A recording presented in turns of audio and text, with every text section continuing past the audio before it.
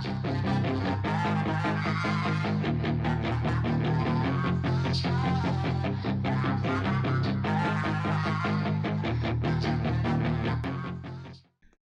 up, guys? Barry Gaming here, back with some more Idle Heroes, and today it is time for our September, yes, we're going to do this every quarter, our September overall performance tier list. So essentially what we're going to be doing here is ranking every hero based on their usefulness in just about every single game mode average together. So I'll go through and make sure you listen to why each person is in each tier, because that's going to make a big difference. Some might have a use in one or two game modes, but overall not have much. Some might be early game heroes, some might be late game heroes, and other ones might be just support heroes in random. So basically how this is going to break down is the S plus tier up the top here. Those are going to be like the must build heroes on your account, the ones that you have to go for to make any type of progress in the long run. S tier are going to be those carry type heroes, not carry the hero, but the damage dealer carries, the ones that can do a lot of really important stuff for you.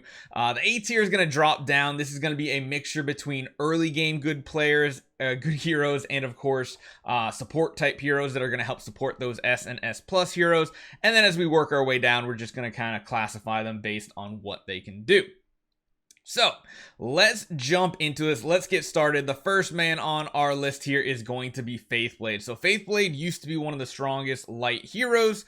He can still do some stuff here and there. He can get you to death 50 in Aspen Dungeon. He can get you to death 100 with the upgrade Punisher staff, the right setup. And he used to be the OG way of getting Sealand 20 done for the light faction. But ever since Russell came along, his usefulness has really dropped downhill. He's a very, very squishy hero. So overall, you really don't want to go for him. Up next is going to be Belrain. So Belrain, we're going to put in C tier just because she's kind of that well-rounded support hero. She can help your team survive in the early game. She can help your team survive in the late game. Is she going to do anything super impactful? No, but she does help clear Sealand 20 in the light faction as well. So she is decent for that. Our first F tier hero is going to be Mihm. Mihm just can't really do much now that Void Imprint's around. Even if you Void Imprint him, he's not going to do much. His only use is maybe in some cheese lineups in Interdimensional Arena or Guild Wars, but let's be honest, people are even going away from that nowadays. He's just not strong enough. The cheese isn't good enough. Move on. We next have Shia. So Shia, the regular Shia, not Sword Flash Shia, but regular Shia is going to go in the C tier, mainly because she can get Sealand 20 done. This tier list might have to be completely changed after Sealand 21 to 25 comes out, but that's going to be like probably in a month or two that we finally have a good grasp on what clears them. For the time being, she's a decent hero, and then of course you can convert her into the most powerful hero in the game, Sword Flash Shia. So it's not a horrible build as long as you're planning on turning her into Sword Flash Shia. Another C tier hero is going to be Cthugha. So Cthugha can do decent in the early game. He can get Sealand 20 done. He can get you to death in Aspen Dungeon. I don't think he can get you to death 50, and he's just not good in PvE or in Tower of Oblivion. So not many uses outside of Sealand. Next up, we have Horus. So Horus is one I'm actually going to bump up to the B tier. I think previously I had him in the C tier. He's very good, one of the best in the early game. Plus, with the addition of Sealands 21 to 25, I feel like his value is going to go back up to be used as a frontline tank with like maybe a Starwing Jara in the back row, or Tick. Well, actually, you can't really use Ticks in the new Sealand, so that kind of puts Ticks' value down. But Ithaqua potentially is going to be a great one to pair up with him. Just very tanky, amazing PvE damage in the early game, very bad at PvP, and he can get you to death 1 in Aspen Dungeon, but it is a little harder than other heroes like Cthugha, so for those reasons, yeah. Next up, we have, I almost said Asmodel, we have Aspen. So Aspen is a very strong dark hero. He is going to be the next Transcendence hero as well, so if you do build him, you can get Sealand 20 done, you can get to death 50 in Aspen Dungeon. I have done that. He can do decent in Tower Oblivion. He's decent in PvP. He's just okay everywhere. But of course, much like I was talking with Shia, if you're planning on building him into the Transcendence hero, then it's an okay build to do. Up next, we are going to have Aida. So Aida, I'm going to bump up this tier list, I think, and put her into the A tier. She can be very useful even in the endgame PvP meta right now because nobody's using mark removal. Everybody's using CC removal. She is a very tanky hero, especially if you can put a crown on her. And she can just dish out tons of damage at the end of the round and when you use your active. So very strong hero still. Can do amazing in Aspen Dungeon. Not great in any PvE or PvP. I mean, she's still good in PvP. Any game PvP, she's still great. But PvE, she's not great in. She can do good in Tower of Oblivion and Tower of Dream. So potentially use her there as well. Not too bad. Next up, we have Oberon. Man, the Twine hero. He's going to get Void Imprint soon. Don't think it's going to make a difference. Let's just skip over him. Next up, we're going to have another A tier, and I borderline want to put her into the S tier, but we're going to keep her in A tier for the time being. She is essentially amazing, one of the most amazing heroes in the early game. She'll get Sealand 20 done for you. She'll get you to Death 100 in Aspen Dungeon. She does good in PvP. She does okay in Tower, nothing amazing, and her PvE damage is okay as well. But overall, she's a very good hard carry hero. She gets you through a lot of the early game modes. Not as good as Tix, but pretty well. So she's definitely a good hero to use as a first E5 hero. Next up, we are going to have Amun-Ra. So Amun-Ra is going to get dumped into that A tier, mainly because she's more support than anything else. She can't really do much by herself, but in a team, in a smart setup, is very good. We have a lot of heroes that heal. Every single Transcendence hero has a self-heal or team heal. She's very good for getting Sealand 20 done in Dark. She's just a core. She comes and goes out of the meta. Her shields are amazing. Her Healing Curse is amazing. She's just a really good, solid, all well-rounded support hero, which is why I don't put her in S. Because I feel like S should really be those ones that can kind of carry your account. You don't want to build support heroes before you have your main damage dealers on your account. So that's why I am dropping her down into the A tier. Now, next up, we have Nakia. Nakia, however you want to say her. She's not that good. She can, however, get Sealand 20 done with the right artifacts and the right setups and everything, so that deserves D tier above F tier, but don't build her. She's not really that great. Kind of like the next one. So the next hero we have on this list is Gustin. I really struggle between C and D tier. He's just always been that, like, almost good enough to use, but not really. He has some really cool abilities where he has some energy drain end of round. He does healing. Not that great. Now, as an enemy, he's very strong in the PvE modes, but as someone on your account, I would say not really. Next up, we have Garuda. Garuda's going to the B tier mainly because she is the main solution of getting Sealand 20 done, but it's not as simple as just building Garuda. You're going to need some artifacts, most likely, and at least one other E5 hero. She's alright. She's good in the early game. She's dominating in early game PvP, but she really struggles in places like Aspen Dungeon, Tower of Oblivion. She just doesn't do anything there, and she has no footprint in Vortex either. So B tier, mainly just because she is still good in the early game. Very easy to build her because, of course, she has, you get 5 copies from the new chapter quest system. So decent, but not really that good. Unimax. I know people love Unimax and I know people hate Unimax, but overall he just doesn't have that many uses in the game. You can do decent in Aspen Dungeon for you. You can do some stuff in Tower Oblivion. His taunt is cool, but it just really doesn't ever pack a punch anywhere. So Unimax D tier, probably all we're going to talk about there. Now, I'm actually going to put Tara down in the F tier. I feel like he might be higher, but he doesn't do Sealand. He doesn't do Aspen Dungeon. He doesn't do Tower Oblivion. He's this weird niche anti-passive type hero to lock out enemy passives, but it doesn't even lock out all passives, just some passives. Again, another one like Gustin that's really strong in all the new PvE modes, but just not that good and not that useful. So don't build Tara, not a hero you want to go for. Next up, we are going to talk about Carrie. So Carrie's another one I'm tempted to put in the S tier, but I'm going to drop her down to A tier, mainly because she's more of a supporting role hero. She's not going to like solo Sealand 20 for you. She's not going to do much in Aspen Dungeon, Tower Oblivion. She is an anti-energy tool, utility tool that you use on your account. She has revives, which is great. She synergizes well with the new Vesa, reviving multiple times and dying to silence the enemy team. Overall, solid hero, still decent in the PvP meta, has some good synergies with Asmodel the Dauntless as well, but overall, not really what I would call S tier, which is like those heavy carry heroes that can do just about anything on your account. We have Elyvia coming in at the C tier, and mainly because she does have a couple uses. She will be useful in C-Land 21 and 25 in the Forest faction. She is probably one of the best supports to have against Void Arc bosses. Again, very, very much a support hero. Can't really do anything by herself, but the Fairy Guard she has as well is very useful, even in cheese lineups, to beat Mihm waves in Tower of Oblivion. Check out those videos on the channel. We got a bunch of them, how to cheese the Mihm waves if you're stuck on one. But yeah, she's decent overall. Nothing god tier, nothing great, but still really solid. Next hero is going to be Delacium. So Delacium is now part of the way to get to Vanquisher 1 in Vortex. Yes, the highest difficulty. But you have to have 4 E5s. You need to have an Ithaqua, and you got to have V4s. Like E5 V4s, their replication ability is amazing. They're part of the best PvE team, the Delacium army with Ithaqua dealing damage. He's really good. And I mean, he's not the worst first E5. He will get you C-Land 20 done, but he doesn't do well in a lot of other game modes, especially not PvP. But if you're a fan of him, building 4 of them might not be the worst option in the world.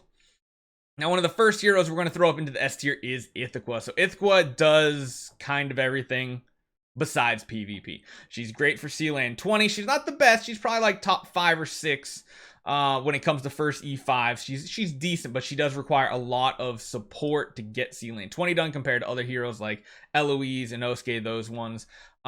Very good. Best PvE damage in the game. Amazing against Void Arc bosses. You'll probably never really replace her. She's just that very well-rounded hero that's really solid. So, yeah, she's definitely worth a build. Even if you already have like 2 or 3 E5s, she's worth building. Next up is Sherlock. Sherlock is dropped in value because, well, his doves can be purified now. That's the big deal because before, once you're doved, you just had to get hit 3 times or lasted 15 rounds before you could break out. Now everybody can break out of him because everybody's running control purify, so his value's gone down. He can still solo C-Land 20 in the Fortress faction, and he's going to be useful as a supporting role in 21 to 25, but as a hero by himself, not really all that useful. Another hero I think we're going to bump up to the A tier is Russell. So Russell still has a big impact, especially in the early game. He does good in Aspen Dungeon. He's amazing in C-Land 20 for the Light faction. He does pretty good in Vortex all the way up to like Defier, not maybe Valiant, somewhere in that ballpark. He does decent in Tower. He's just well-rounded. He's pretty good. He's solid. He's a good pickup. If we're talking about endgame, he might drop down a tier similar to like Penny. If this was like a pure endgame meta, we would drop both Penny and Russell down, but he'll be very good on your account for quite a long time. He is very, very solid. The next S hero we're going to drop in here is going to be Drake. Yeah, it's weird. We got 2 assassins at the top. Drake is amazing, and he's part of the solution to a lot of endgame metas now with a Sword Flash and a Drake. Why? Because Drake's defense down hits the same target the Sword Flash is going to target, and your whole goal is to get impeccable flow going on your Sword Flash so she can do ridiculously high damage numbers. He's also required in every PvE team that'll ever exist. You just always need a Drake. He's definitely a good one to build as your first dark hero, even more so than Carrie and Amon-Ra in my opinion. So definitely build a Drake. He's solid. Very, very solid. The next one going probably in the A tier, I think, is Rogan. I'm not going to put him in the S tier mainly because he is not a solution himself to a lot of problems. He is the support that you need. Drake, on the other hand, can get C-Land 20 done if you really need to with an upgraded artifact in V4. Rogan can, but it is a struggle. Man, I feel like I want to put him up there. I think I'm going to, because even in PvP, he's still one of the top. I mean, you use him in every single game mode, but one big caveat with the Rogan is he's not an early hero. You want to build him once you have 3, 4, 5 E5 heroes. You don't want to build him too early because he's not going to do all that much for Sealand. He's not going to do much in any of the game modes except being a support, buffing up your team, but he is very, very important on your account. Now, the next hero, I think we're purely going to throw into the A tier because she truly is a support hero. The whole reason why you build an Ignis, which you don't necessarily have to bring her to E5, you can keep her at a 10-star, is because she feeds energy to the target in front of her, and she also gives 100% control immunity to that target when she dies. That is huge for a lot of game modes. Void Arc Boss, Void Vortex, the energy plus the CC reduction. I mean, you can even use her in Tower of Dream. She's just a really good healer and has amazing support utility with herself as well. So definitely pick her. Now the next two heroes, they both dropped in value. Tix, one of them, is a big one. He's dropping from the S plus tier down to the A tier, but he's still the most dominant early game hero. If you're talking about anywhere up to Vanquisher in Vortex, Tower of Dream, Sealand 21 to 25, those are all the areas he's not going to do well because of the way that they change the attack on the enemies. The reason why he does so much damage is he does damage based on a percentage of the enemy attacks. He does like 800% damage times that enemy's attack, and in a lot of PvE modes the enemies just get scaling higher and higher attack. Well, now they changed that for them to have a lower attack and have much higher true attack, which I think is holy damage in the data mine info. So they still do a lot of damage, but it's not attack rating that he can steal.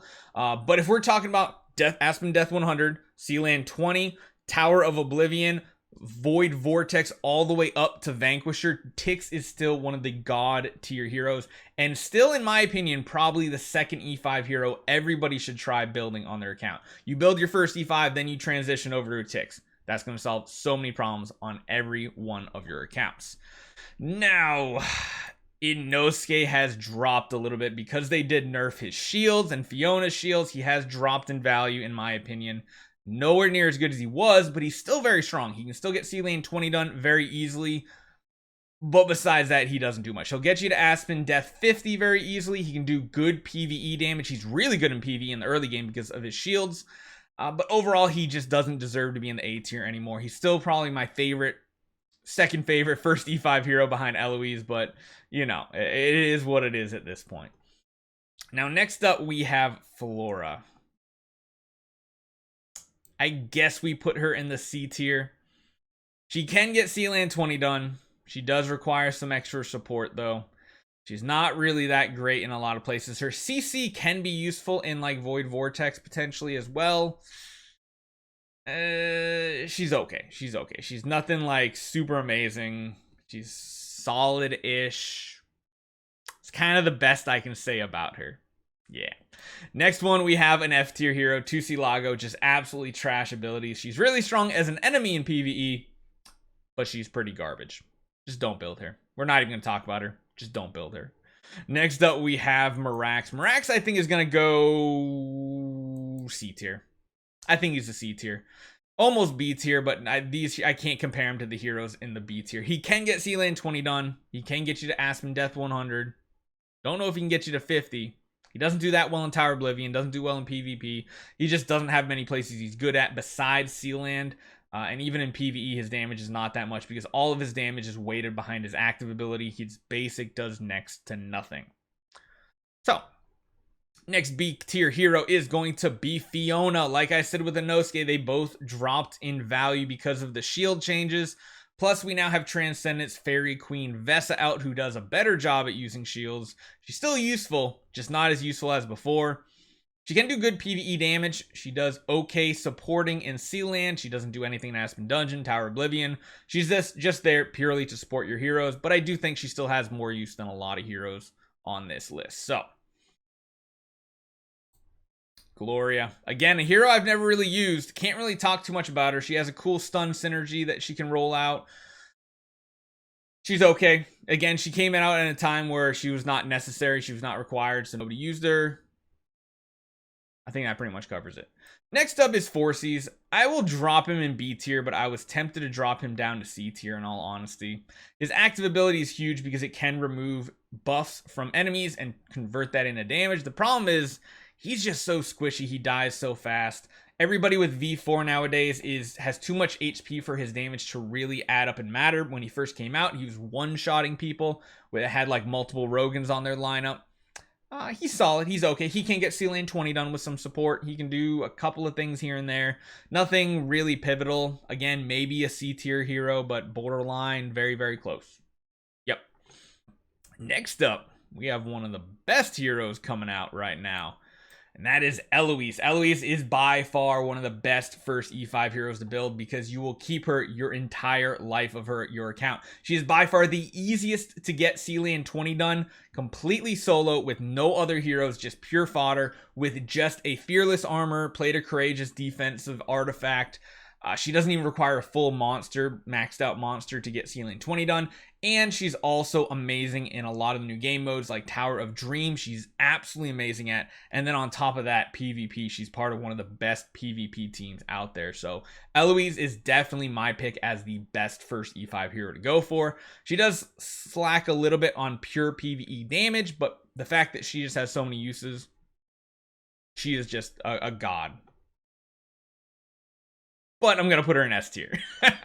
I switched it up on you. She is by far better, I think, than any of the other three in this list in S tier. We'll put her at the front of S tier, but when we really think about it, there's a couple heroes that are just much, much better.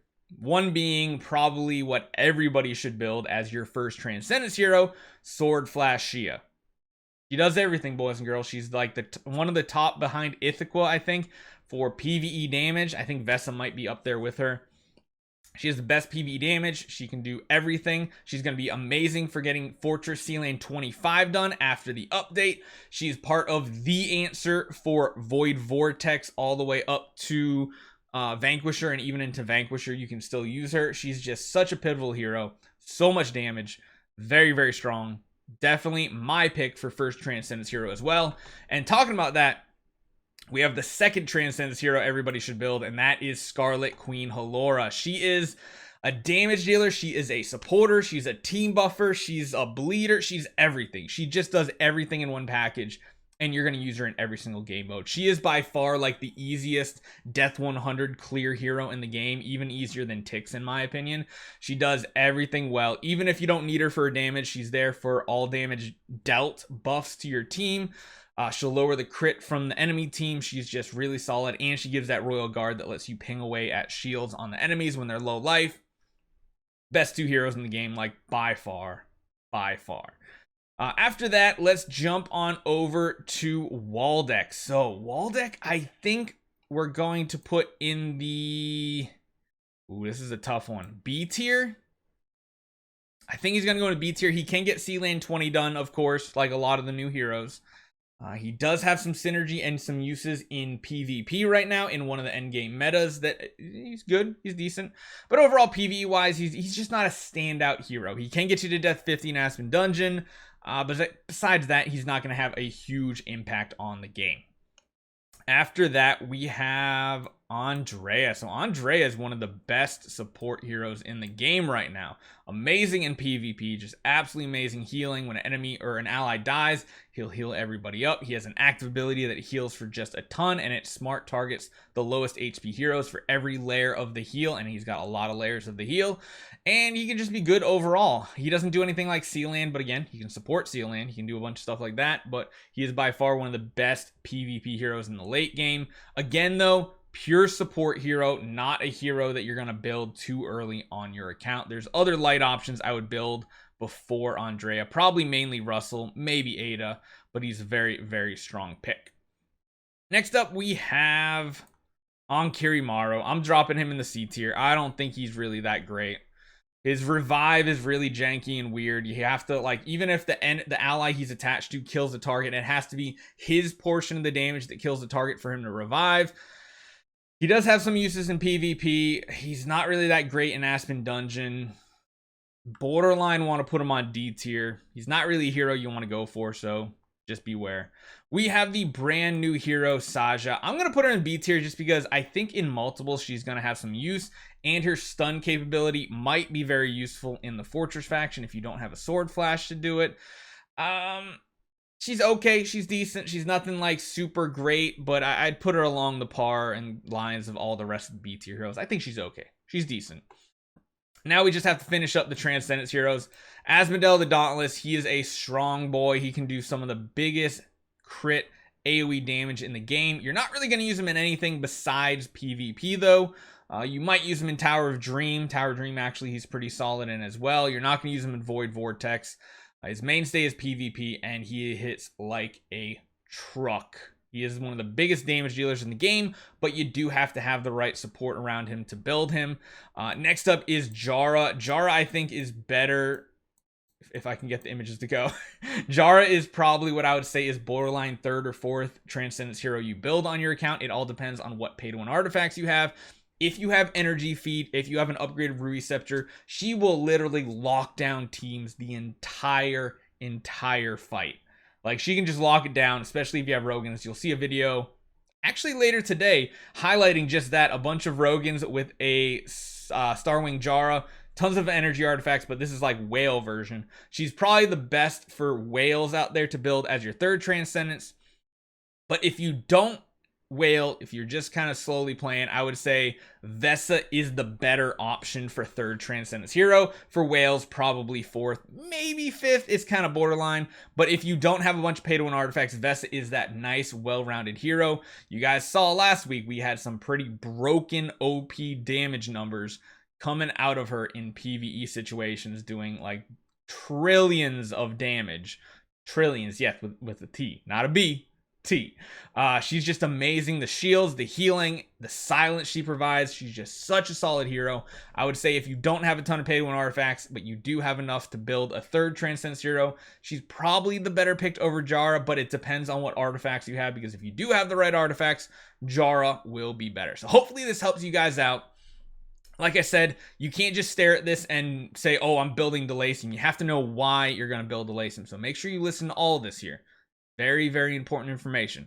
Hit that subscribe button if you are still new to the channel, or you just haven't hit the subscribe button. We are growing. We got a 65,000 subscriber gift card giveaway in earlier this week's video. There's a link in the description as well. So hopefully you guys enjoy this one. Let me know in the comments down below what you think about this list. Would you change anything? And I'll see you guys next time.